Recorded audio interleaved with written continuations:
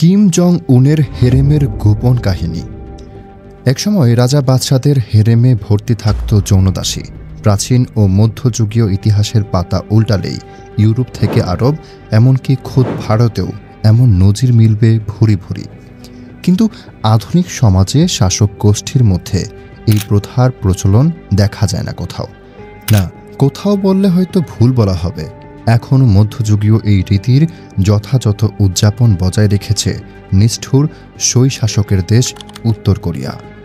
প্রতি বছর উত্তর কোরিয়ার সর্বোচ্চ নেতার জন্য বাছাই করা হয় কয়েক ডজন কুমারী নারী।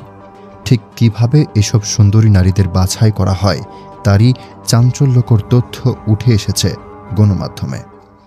উত্তর কোরিয়ার সর্বোচ্চ নেতা কিম জং উনের যৌন বিনোদনের জন্য রয়েছে বিশেষ প্লেসার স্কোয়াড। প্রতি বছর এই স্কোয়াডের জন্য বেছে নেওয়া হয় সুন্দরী ও কুমারী তরুণীকে। ব্রিটিশ সংবাদ মাধ্যম দ্য মিররের এক প্রতিবেদনে উঠে এসেছে এমন তথ্য। আর এসব তথ্য দিয়েছেন দেশটি থেকে পালিয়ে আসা তরুণী ইউনমি পার্ক। প্রতিবেদনে বলা হয়, কিম জং উনের প্লেসার স্কোয়াডের জন্য সাধারণত কুমারী নারীদের বাছাই করা হয়। এক্ষেত্রে চূড়ান্তভাবে নির্বাচনের জন্য বাছাইকৃত নারীদের সৌন্দর্য, পারিবারিক অবস্থান ও রাজনৈতিক আনুগত্য দেখা হয়। ইউনমি পার্ক জানান, তাকে প্লেসার স্কোয়াডের জন্য 2 বার বাছাই করা হয়েছিল। তবে পারিবারিক অবস্থা নিচু হওয়ায় তাকে শেষ পর্যন্ত নির্বাচিত করা হয়নি। সর্বোচ্চ নেতার যৌন বিনোদনের জন্য তরুণী নির্বাচনে সেনারা প্রতিটি ক্লাসরুমে, এমনকি স্কুলের মাঠেও খোঁজ চালায়। এরপর তারা সুন্দরী তরুণীদের বাছাই করে তাদের পারিবারিক ও রাজনৈতিক আনুগত্যের বর্তমান অবস্থা যাচাই করে।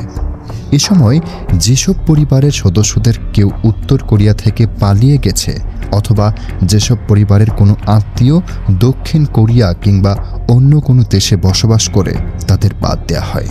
এভাবে বাছাই করার পর বাছাইকৃত তরুণীদের কুমারিত্ব নির্ণয়ের জন্য মেডিকেল পরীক্ষা করা হয়। এই পর্যায়ে যারা উত্তীর্ণ হয় তাদের আরও কঠোর মেডিকেল পরীক্ষার মধ্য দিয়ে যেতে হয়, যেখানে এসব তরুণীদের শারীরিক ত্রুটি, শরীরের কোথাও দাগ বা ক্ষতচিহ্ন এবং যৌন রোগ পরীক্ষা করা হয়। এসব ধাপ উত্তীর্ণ হলে তাকে চূড়ান্তভাবে প্লেসার স্কোয়াডের জন্য নির্বাচিত করা হয়। কঠোর পরীক্ষা নিরীক্ষার ফলে অল্প কয়েকজন তরুণী খুঁজে পাওয়া যায়, যাদের পরে পিয়ংইয়ংয়ে পাঠানো হয়।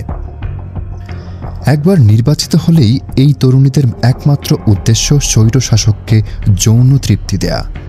উত্তর কোরিয়ার প্রয়াত নেতা কিম জং ইল বিশ্বাস করতেন যে তরুণীদের সঙ্গে যৌন মিলন তাকে অমরত্ব দিবে। যদিও 70 বছর বয়সে 2011 সালে হৃদরোগে আক্রান্ত হয়ে মারা যান তিনি। প্রতিবেদনে বলা হয়, প্লেজার স্কোয়াডের মেয়েদেরকে 3টি দলে ভাগ করা হয়।